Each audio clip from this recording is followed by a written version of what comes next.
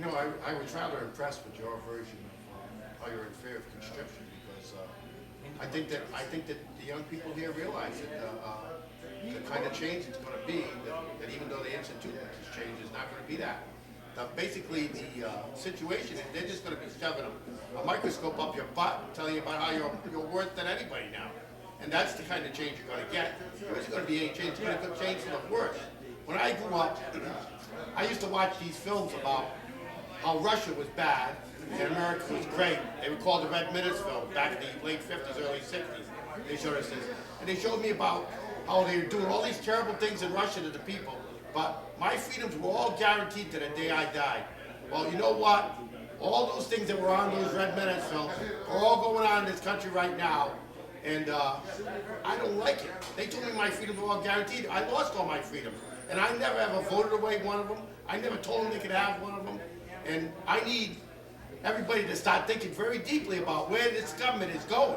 Because we're not going into freedom. Things were a lot better 40 years ago. People had wholesome moral values, and that they're going right down the tube now. We need to go back to that kind of logic. And you keep in mind, this starts on the local level. When your rights are violated, it is on the local level. It is in your section of the city, in your state. So be very careful. Learn your Bill of Rights and learn when they're being violated.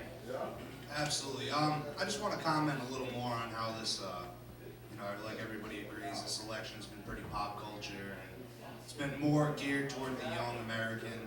I got into an argument with one of my buddy's cousins at a Christmas gathering, and my buddy Dave goes, "Hey, Jay, man, they're talking politics. Come in there. We know this is your forte." I walk in, and his cousin, who's around my age, is, Obama this and Obama that, and I'm like, what policy? What can you name that you like for this man? She had nothing to say. Oh, you'd rather have McCain? Well, no, I'd rather not have McCain. I'd rather have somebody that I like. And, the girl walked away from me, was not even willing to argue her beliefs in this man, which absolutely makes me sick. How can you let a third-party entity, another party entity decide your political view? It's pretty upsetting. And just to reiterate what Tom said about having too many laws, correct me if I'm wrong, but whatever is not explicitly given to, designated to the federal government in the Constitution is implicitly designated to the local level. Am I correct? Well, correct in the concept, but what basically you really have is not implicitly reserved. The 10th Amendment says that those powers not delegated to Congress, and it'll be under Article 1, Section 8. Those powers not delegated to Congress are, and it's not implied, reserved to the states and to the people. I'm not talking about local, I'm talking about states to people, and local is you right here by yourself. So those rights and powers are with you, and there would be, and with the city here, or the town here, or with the state of Rhode Island, or the state of Louisiana, that's where those powers are residing now. The police power was specifically reserved with the 10th Amendment to the Constitution, the last and most important Bill of Rights. And yet it's been totally dishonored in that we've got how many police organizations in the federal system? The federal system was not ever supposed to have a police force.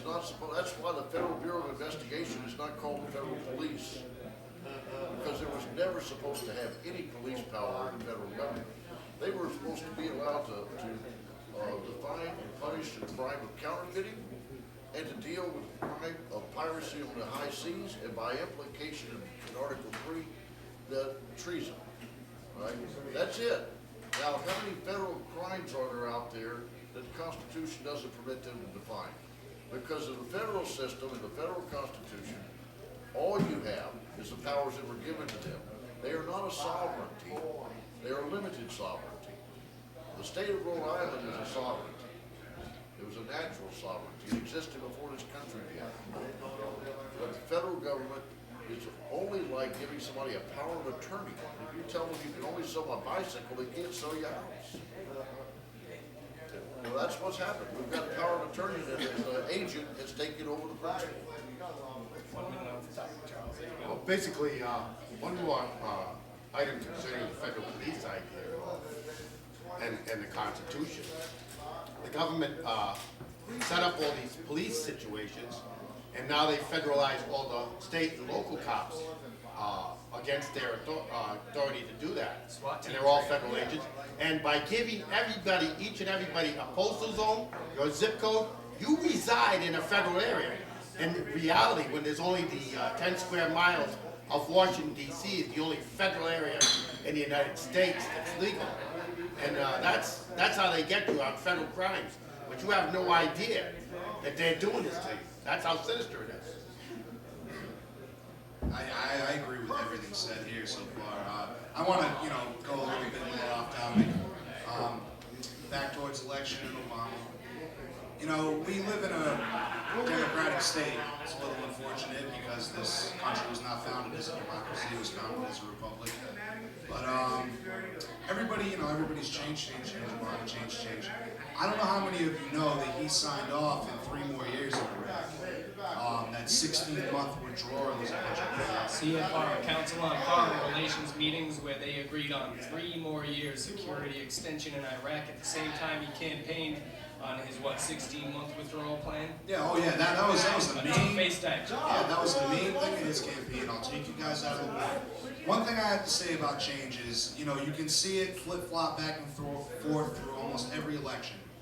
We've had 8 years of Bush. Everybody wants a Democrat. Give me a damn liberal, which I think is stupid. But after 4 to 8 years of Obama, all you people are going to say the same thing. You want Republican. So, get out of the two-party. You're giving too much credit if we make it that far. That's true. I honestly think 2009 is going to be one of the worst years ever. So. Well, let me wrap up topic number 1 before we venture into some other territory, and that was police and the law. We mentioned a couple things. Posse Comitatus, a lot of people have never heard of that. That is the Posse Comitatus Act of 1878, which forbids the United States military from being used against the citizens of this country. It is violated every day. Your police are trained by federal forces. All the SWAT teams are trained by ex-federal special operations officers. This is a federalization of your local John the Cop. That does not work in your benefit. What were some of the other things we touched on the topic of the law that we should highlight? Police brutality,